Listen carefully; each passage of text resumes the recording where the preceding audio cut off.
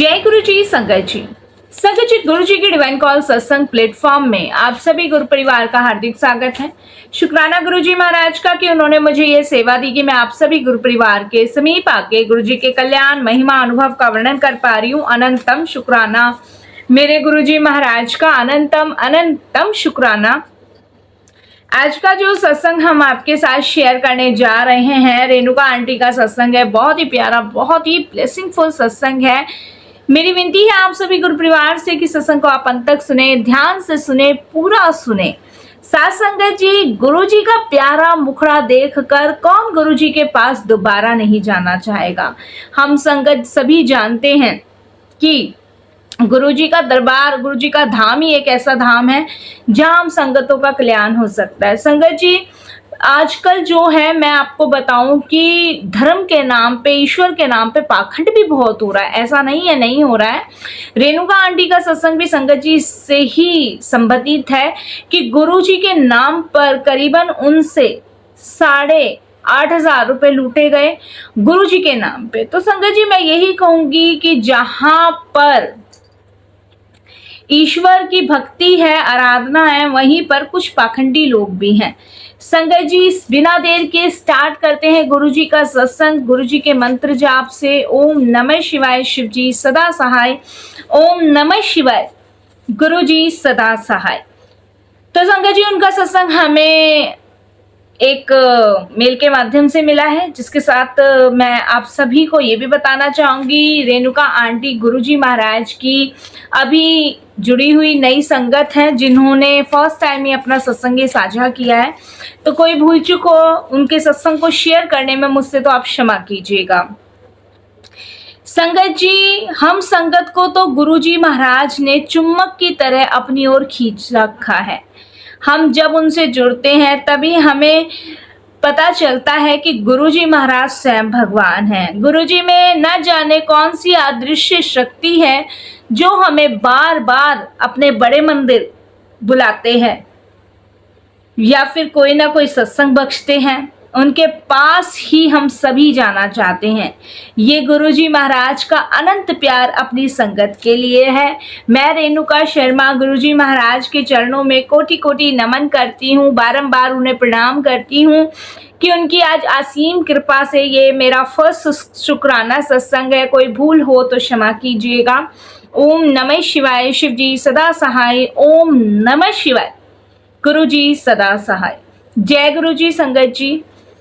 संगत जी, मैं अभी गुरुजी महाराज से 1.5 साल पहले जुड़ी हूँ। उससे पहले मैं गुरुजी के बारे में नहीं जानती थी और 1.5 साल से मैंने कोई भी सत्संग साझा नहीं किया है।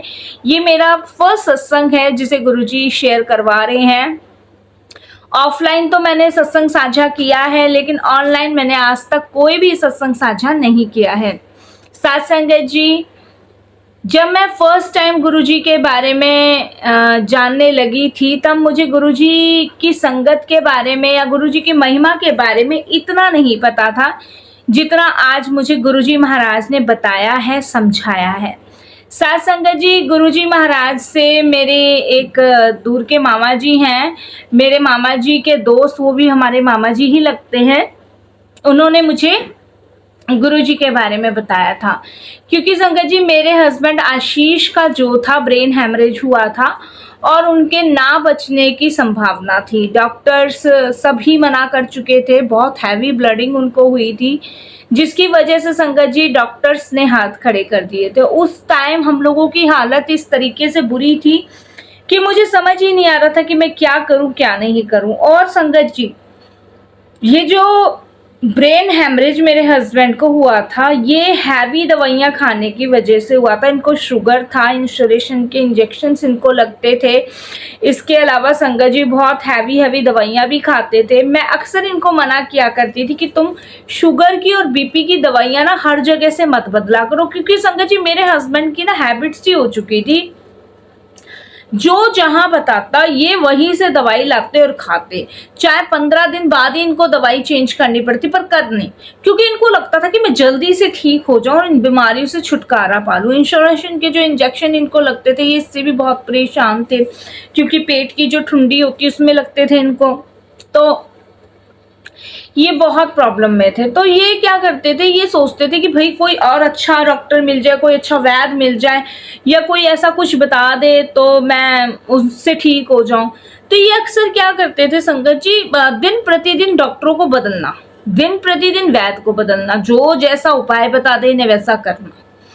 और संगत जी इनका, मेरे हस्बैंड की ना एक चीज और थी, मैं आपको बताऊं, ये अपनों से ज्यादा बाहर वालों पे ज्यादा विश्वास करते थे। अगर बाहर वालों ने कहा ना कि हाँ ये मिट्टी तुम्हें असर करेगी, तो इन्हें वो खानी खानी है। और हम बोलेंगे ना नहीं ये जहर का काम करेगी, तो इन्हें हमारी बात माननी नहीं होती थी। मेरे हस्बैंड का लकड़ियों का काम था, फर्नीचर जो होते हैं दरवाजे खिड़कियां, इनके फर्नीचर का काम था। तो संगत जी अक्सर जो थे हम इनको मना ही किया करते थे कि आप मत खाओ मत खाओ, पर नहीं सुनते थे। संगत जी जब तक तो ठीक था, लेकिन इन्होंने क्या काम किया, किसी ने, इनके जानने वाले ने इनको एक वैद्य बताया शादरा के अंदर। और इन्होंने बताया कि मेरे से, इन्होंने मेरे हस्बैंड को उनके दोस्त ने बताया, और इन्होंने मुझे बताया कि वो जो है ना 40-45 साल से वैद्य है, और उसकी दवाई खाने से शुगर और बीपी की जो समस्या है वो बिल्कुल जड़ से खत्म हो जाती है। करीबन 15 या 20 दिन के लिए उन्होंने बोला था कि 15 या 20 दिन ये दवाई खानी है और तुम्हारी परेशानी जड़ से खत्म हो जाएगी। संगत जी मैंने तो देखिए हर बार की तरह इस बार भी अपने हस्बैंड को मना किया, यही सोच के मना किया। मैंने कहा देखो मानेंगे तो ये है नहीं, करना तो इन्हें अपने मन की ही है, क्योंकि इंसान उसको समझाया जाए जो माने। तो मुझे लगा मानना तो इनको है ही नहीं, करनी तो इनको अपने मन की ही है। फिर भी संगत जी एक हाउसवाइफ का काम होता है कि अपने हस्बैंड को पहले रोके। तो वही मैंने किया, मैंने अपने हस्बैंड को मना किया। मैंने कहा तुम इतनी बार हर बार दवाइयां बदलते हो, अब की बार मत बदलो। तो पर संगत जी मुझे ये पता नहीं था, देखिए जो होनी होती है वो तो होती है, संकट जो होता है वो सामने ही होता है, उसको आप नहीं रोक सकते। अब संगत जी मेरे हस्बैंड नहीं माने, मुझे कहते कि तू तो हर बार रोकती रहती है, कुछ होता है कुछ होता है, कुछ नहीं होता। और ये जाके संगत जी शादरा से 4:30 बजे के आसपास बैठता है वो वैद्य। तो जाके संगत जी वहां से दवाई ये ले आए। अब संगत जी वो दवाइयां क्या थी मैं आपको बताऊं, उसमें 4 प्रकार के तो काढ़े थे जो कि खाली पेट पीने थे, मतलब दोपहर का, सुबह का और रात का, और एक नेक्स्ट मॉर्निंग जैसे होती है ना सुबह होने से पहले, मतलब एक लगा लो आप 4:30 बजे का था, एक सुबह 7 बजे का था, एक 12 बजे का था, और एक रात को 6:30 बजे का था। ऐसे 4 काढ़े उन्होंने दिए थे। और संगत जी 4 टाइम की उन्होंने दवाई दी थी, बीपी की, शुगर की, और ये लगा लो 4 गोली बीपी की थी, 4 गोली शुगर की थी। और संगत जी उन्होंने 15 दिन की दवाइयां इनको दी, जो कि बैठी इनकी 5,000 रुपए की, उसमें उसकी फीस भी थी। अब ले आए संगत जी। मेरे को तो देखो वैसे भगवान की कृपा से पैसों की इनके पास कोई कमी नहीं है, काम भी बहुत अच्छा चलता है, तो इनके लिए तो 5,000 संगत जी नॉर्मली बात थी। लेकिन मैंने कहा चलो ठीक हो जाए, अगर इनका विश्वास इसमें है तो क्या पता भाई ठीक हो जाए, यही मैंने सोच के संगत जी इनको हाँ भर दी थी। ये ले आए और संगत जी इन्होंने खाना शुरू कर दिया। अब संगत जी देखिए अपने अपने शरीर की बात है, या ये कह लीजिए होनी जो होती है ना वो अपने आप आ जाती है, उसको कोई रोक नहीं सकता, और वो होनी ही थी। अब हुआ ये संगत जी, इन्होंने दवाई खानी शुरू करी, दवाई खानी शुरू करी, तो वो दवाई संगत जी अंदर ही अंदर इनको गर्मी जो है ना, इनके अंदर गर्मी पैदा करने लगी। अच्छा बीपी तो इनका नॉर्मल हो गया, शुगर का लेवल भी संगत जी कम दिखाने लग गया, लेकिन संगत जी इनके शरीर को वो दवाई फायदा नहीं करी। अब संगत जी वो जो दवाई थी वो डायरेक्ट जो अटैक कर रही थी वो इनके दिमाग पे कर रही थी, क्योंकि गर्मी बहुत थी। अब संगत जी मुझे कहते थे कि पता नहीं मुझे ना अंदर से गर्मी लग रही है। अब संगत जी एसी चला दो, कूलर चला दो, इनको ना राहत सी नहीं मिलती थी, बर्फ के पानी से नहाने लगते थे ये। मेरे को लगा भाई गर्मी होती है, गर्म दवाई होगी इस वजह से। अब इनके टॉयलेट में भी जलन होने लगी, क्योंकि गर्मी कहीं ना कहीं तो निकले। अब संगत जी इनके वो गर्मी ना निकल नहीं रही थी, अब वो गर्मी जो थी संगत जी, छोटे छोटे दाने बन के इनकी बॉडी में निकलने लग गए। अब मैंने संगत जी इनको कहा कि भाई तुम उस वैद्य को दिखा के लाओ। तो वैद्य को दिखाया तो वैद्य ने संगत जी 2 दवाइयां और जोड़ दी। देखो आप, वो 2 दवाइयां और जोड़ दी, वो उससे ज्यादा हैवी। अब संगत जी ये अपने दुकान पे गए, सुबह अच्छे खासे गए, नाश्ता पानी सब करके अपनी दवाइयां लेके खा के सब करके गए। अब जब दुकान पे गए तो 1:30 बजे के आसपास संगत जी मुझे दुकान से एक कारीगर का फोन आ गया कि ऐसे ऐसे मालिक साहब को अस्पताल ले जा रहे। मेरे हस्बैंड को मालिक साहब ही कहते हैं। तो मैंने कहा अस्पताल क्यों? कि भाभी जी ऐसे ऐसे बात है। मेरा तो बड़ा बुरा हाल, मेरे तो पैरों तल जमीन खिसक गई कि ये क्या। मैं हॉस्पिटल भागी गई। तो संगत जी वेदांता एक हॉस्पिटल है और वहां पे मेरे हस्बैंड को एडमिट किया आईसीयू में। इनके संगत जी कान से और नाक से खून बह रहा था बहुत ज्यादा, कपड़े इनके खून से लथपथ थे, लेकिन ब्लीडिंग इतनी ज्यादा थी कि संगत जी दिमाग पे खून के थक्के जम गए। डॉक्टर ने ऑपरेशन के लिए बोला हमें तुरंत। मैंने डॉक्टर साहब से पूछा ऐसा क्यों? उन्होंने कहा कोई मेडिसिन चल रही थी। मैंने कहा हाँ। तो उन्होंने कहा मेडिसिन दिखाओ लाके। मेडिसिन संगत जी मैंने मंगवाई, दिखाई तो वो कहते हैं मेडिसिन एक आम आदमी भी नहीं झेल सकता, आप कैसे खिला रहे हो ये। इस तरीके से उन्होंने डांट लगाई। संगत जी डॉक्टर ने बोला मेडिसिन इतनी ज्यादा गर्म है कि इनकी बॉडी वो हीट झेल नहीं पाई, जिसका इफेक्ट जो है दिमाग पर पड़ा है और वो बीपी इनका अंदर ही अंदर बढ़ता रहा है, बाहर नॉर्मल। कभी कभी ऐसा होता है संगत जी बीपी अंदर ही अंदर होता है और बाहर नॉर्मल दिखाता है। अब संगत जी ऑपरेशन के लिए बोला, ऑपरेशन हुआ। अब संगत जी उन्होंने 48 घंटे का मेरे हस्बैंड को समय दिया और मुझे समय दिया। मेरे हस्बैंड तो सुध बुध खो के पड़े थे, उनके सर के बाल उतर गए, नलियां डल रही थी, हो रही थी। मेरे से बर्दाश्त नहीं होता, मेरा रो रो के बुरा हाल, मेरा तो हंसता खिलता परिवार चला गया। क्योंकि संगत जी कुछ लोगों का कहना था कि कोमा में जा सकते हैं, बचने की उम्मीद नहीं है, सर्जरी इतनी बड़ी है। मैं पागल, बिल्कुल पागल। अब संगत जी हुआ क्या कि मेरे मामा जी के जो दोस्त हैं वो भी देखने आए मेरे हस्बैंड को। तो उनके हाथ में जल प्रसाद था और एक गुरुजी का लॉकेट था। उन्होंने कहा कि आईसीयू में जब जाओ तो 2 घूंट या कैसे भी इसको पिला देना और ये जो लॉकेट है ये इसके गले में डाल देना। डॉक्टर तो मना कर रहे थे, लेकिन मैंने जैसे तैसे संगत जी वो लॉकेट डलवाया और वो जल प्रसाद। जब तक गुरुजी के बारे में हमें नहीं पता था, डॉक्टर ने सिर्फ 1% इनके बचने की उम्मीद बताई थी, 99% डेथ घोषित थे वो, क्योंकि वेंटिलेटर से ऐसे उतार नहीं सकते थे जब तक सांसें चल रही हैं। अब क्या हुआ संगत जी कि मैंने किया ये काम। हमने संगत जी 48 घंटे वेट किया और 48 घंटे बाद जब डॉक्टर राउंड पे आए, उन्होंने चेक किया तो उन्होंने संगत जी हमें ले जाने के लिए कह दिया कि कुछ नहीं है इनमें, ले जाओ। वेंटिलेटर से इन्होंने हमारे हस्बैंड को उतार के बेड पे शिफ्ट कर दिया। अब जब बेड पे इन्हें शिफ्ट किया तो संगत जी रोना पीटना शुरू हो गया बहुत जोर से। इनके घर में गले में लॉकेट था और जल प्रसाद था। तो मामा जी के जो दोस्त थे वो सबको दिलासा देने लगे, कहते परेशान मत हो, गुरुजी देखना सही कर देंगे। मैंने कहा अब क्या गुरुजी सही करेंगे, मतलब गुस्से में थी उस समय मैं। इतना संगत जी जब मैं बहुत जोर जोर से रोने लगी तब मैं अपने हस्बैंड को आवाज देने लगी, आशीष आशीष आशीष ऐसे करके जब आवाज देने लगी तो आप यकीन नहीं मानोगे, एकदम से इनकी जो ये जो छाती है ना वो एकदम से लंबी सांस करके आई। तो मैंने डॉक्टर को बुलाया, हाँ उंगलियां हिलने लगी। डॉक्टर ने देखा, वापस से वेंटिलेटर में डाला, इनके पल्स जो थे वो चलना शुरू हो गए और डॉक्टर ने वापस से आईसीयू में एडमिट किया। डॉक्टर ने कहा कि भाई अभी देखते हैं, कोशिश करते हैं।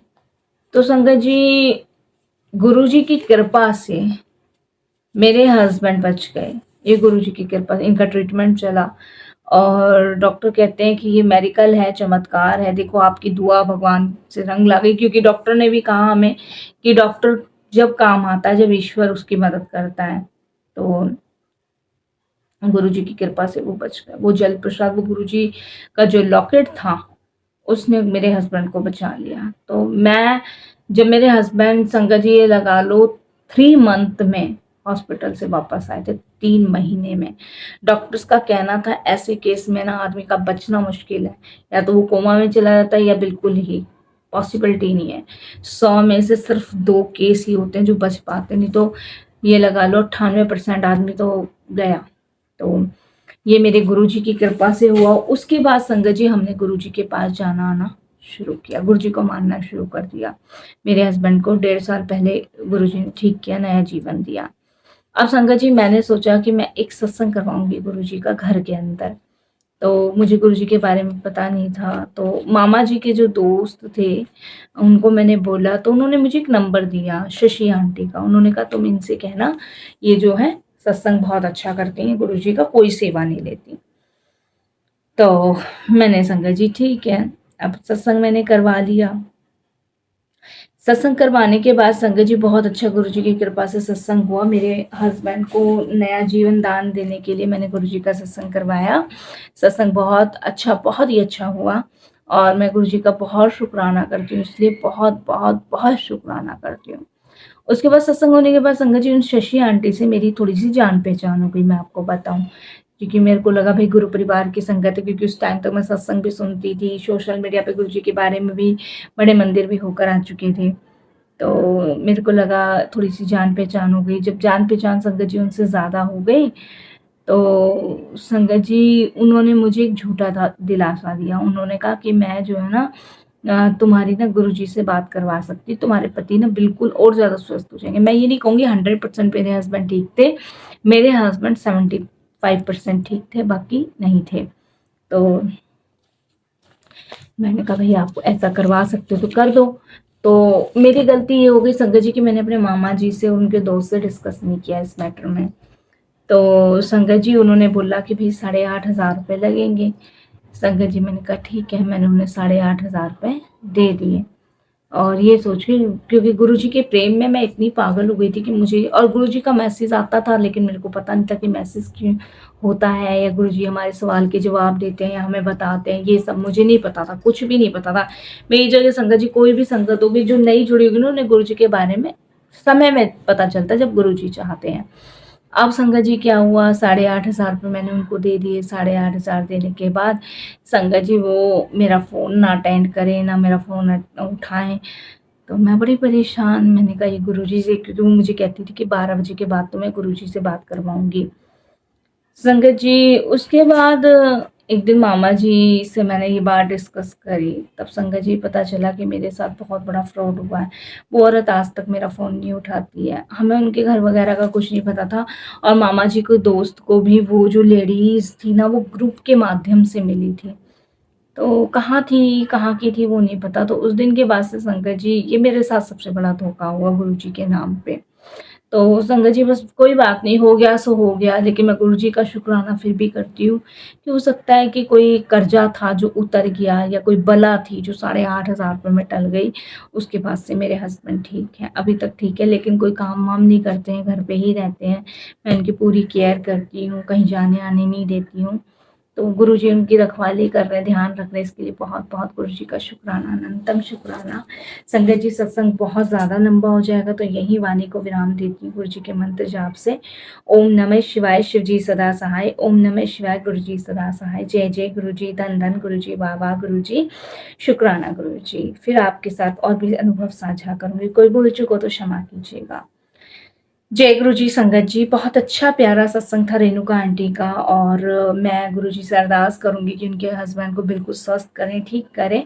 अगर संगत जी आपको सत्संग पसंद आए तो आप इसे लाइक करें, चैनल को सब्सक्राइब करें, वीडियो को शेयर ज़रूर कर दीजिएगा, और बेल आइकन दबाना बिल्कुल भी नहीं भूलिएगा। जब भी कोई लेटेस्ट सत्संग आएगा उसका नोटिफिकेशन आपके पास आएगा, और कमेंट्स बॉक्स में जय गुरुजी शुक्राना लिखना बिल्कुल भी नहीं भूलिएगा। जय गुरुजी, शुक्राना गुरुजी।